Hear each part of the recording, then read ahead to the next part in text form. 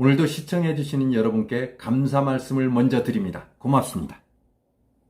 김남진 박사와 함께 가자! 나는 아무리 적게 먹어도 뱃살이 나와요. 운동을 많이 하는데도 뱃살이 안 빠져요. 이렇게 하소연하시는 분들이 많습니다. 뱃살 탈출을 원하는 분들이 많죠? 진심 원하신다면 왜 살이 찌는지를 먼저 알라!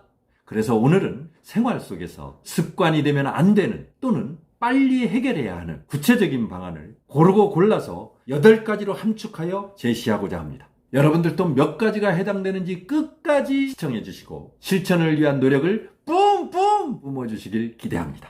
첫 번째는 국물을 마시는가? 밥을 먹을 때 국물을 즐겨 먹는 사람들이 많습니다.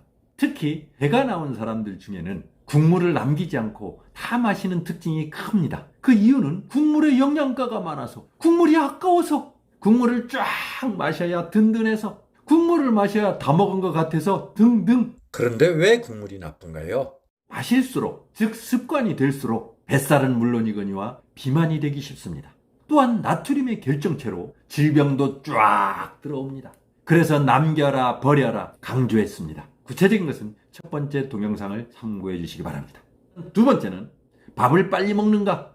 밥을 빨리 먹는 사람도 많습니다. 그런데 바빠서 어쩔 수 없이 빨리 먹어야 되는 경우도 있지만 대부분은 습관 때문일 것입니다.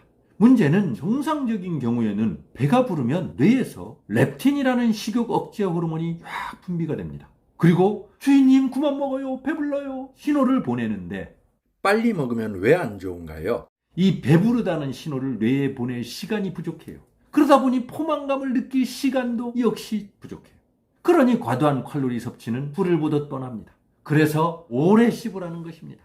세 번째는 술을 즐기는가? 술은 칼로리가 아주 높습니다. 그렇다고 안주 없이 술만 마시면 살은 덜 찌거나 안 찔지 모르지만 몸은 버립니다.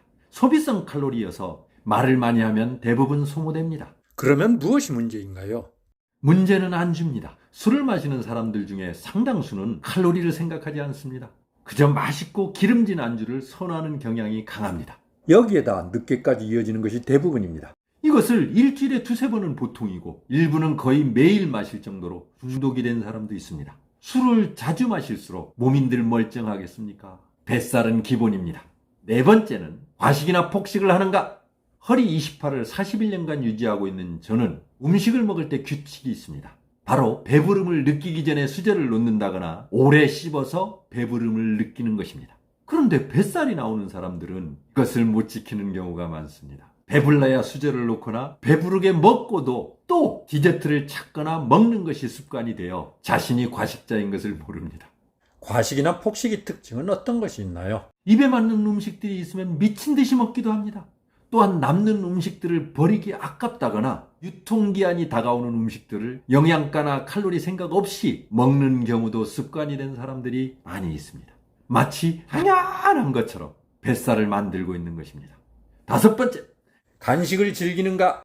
식사 중간중간에 음료수를 먹거나 과자, 케이크, 쿠키, 빵, 피자 등등 이런 것을 먹거나 또는 극소수지만 쉴 새 없이 또 다른 무언가라도 먹게 되는 간식거리들이 넘쳐납니다. 그리고 이것들을 즐기는 사람들이 생각보다 많습니다. 특수한 경우를 제외하고는 뱃살이 불룩하거나 불룩불룩합니다. 다만 옷으로 감출 뿐입니다. 간식을 즐기는 이유는 뭔가요? 밥 새끼를 제대로 먹지 않아서 출출하다 보니 먹는 사람이 더 많습니다. 하지만 어느새 습관이 되어버려서 밥 새끼를 정상적으로 먹고도 또 먹는 사람도 있습니다. 이유는 다양하지만 무의식적으로 또는 의례적으로 먹는 경우가 많습니다.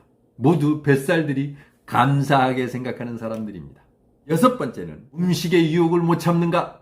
뱃살이 찔 수밖에 없는 사람들의 또 하나의 특징은 음식의 유혹을 못 참아서 지나가다가 맛있는 냄새가 나면 맛있는 냄새, 죽이는 냄새. 뱃살을 만드는 또 다른 특징은 무엇인가요? 나는 먹어야 된다. 내일 당장 죽어도 저것만은 먹고 죽는다. 라는 심정으로 음식의 유혹을 벗어나지 못하고 먹고야만 하는 사람들이 있습니다. 먹을 때는 좋지만 먹고 나면 후회하는 사람도 있고 꽃가지껏 한두 번 먹는데 뭐 어떻게 되겠어? 자만하다가 늘어나는 뱃살, 내 손에 꽉 잡히는 뱃살을 보면서 이 뱃살 누가 좀 안 가져가나 소리치지만 아무 소용없습니다. 늘어나는 것은 그저 뱃살뿐이기 때문입니다.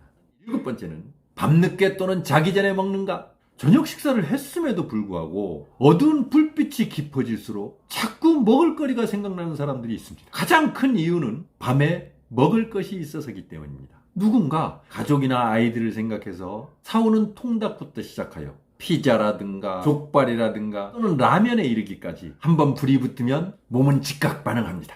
맛있다고, 먹고 싶다고, 자주 먹자고. 이것은 자기 전까지 이어지는 경우도 있고 심지어 자다가 배가 고프면 깨서 먹어야 잠을 잘 수 있는 경우도 있습니다. 단기적인 기쁨에 빠질수록 장기적인 아픔이 엄청 커지는 것을 당장 먹을 때 맛있고 행복하고 기쁜 것으로 덮어버립니다. 그러나 잊지 마시라. 이런 행위도 뱃살이 늘어나는 지름길이라는 것을. 마지막 8번째는 운동만 하면 된다고 생각하는가?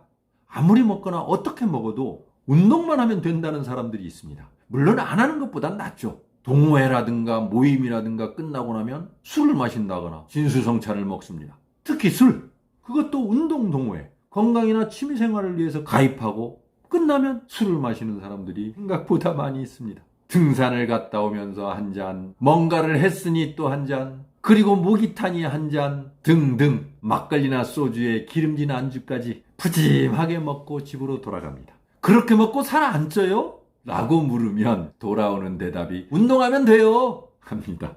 그래서 운동하고 내려오는 사람들 보면 날씬한 사람들보다 배가 나온 사람들이 더 많이 보이지 않습니까? 운동은 맹신하는 것이 아닌데 그저 안타까울 뿐입니다. 오늘은 여기까지. I'll be back soon.